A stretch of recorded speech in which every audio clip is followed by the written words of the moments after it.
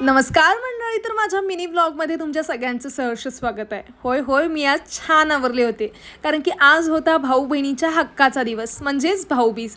लकीला मी ओवाळणार होते आणि लकी म्हणाला माझे पहिलं तुला फोटो काढायला लागतात, मग काय तर मिळणार बघ बाई. त्यानंतर मम्मीनं आम्हाला सगळ्यांना एकदम छान ओवाळलं. खरंच घरात किती पवित्राचं वातावरण होतं ना, जेव्हा सणासुदीला आपण सगळे एकत्र येतो, एकत्र बसतो, एकत्र फराळ करतो, खरंच भारी वाटतं. त्यानंतर आम्ही सगळ्यांनी जगतजननी आई महालक्ष्मीची आरती केली, सगळ्यांच्या सुखसमृद्धीसाठी आणि सगळ्यांना भरभराटीचा आशीर्वाद मिळावा म्हणून आईच्या चरणी प्रार्थना केली. आणि ही सगळी दिवाळी तुम्हाला पण आनंदाची जावो ही पण प्रार्थना केली. त्यानंतर आम्ही ज्योतिबाला जाणार होतो, त्यामुळे जाता जाता साक्षात आपल्या काळभैरव भगवंताचं म्हणजे आमच्या ग्रामदैवताचं दर्शन घेतलं.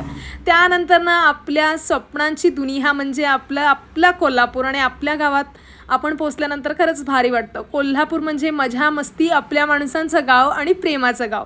आणि मी व्हिडिओ करत असताना मला पप्पा म्हणत होते, बाळ चांगलं काम करायलीस ना, असंच पुढं करायला लागतंय.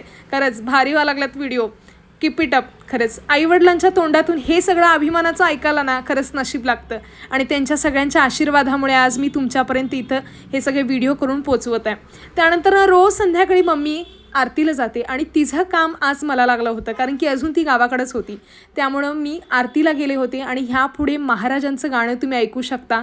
खरंच शेवटपर्यंत व्हिडिओ बघा, मंत्रमुग्ध होऊन जाल. खरंच खूप छान भगवंताचं गाणं महाराज गातात, शेवटपर्यंत बघा. धन्य तुमची काया, धन्य तुमची माया, धन्य तुमची काया, धन्य तुमची माया, तुमचे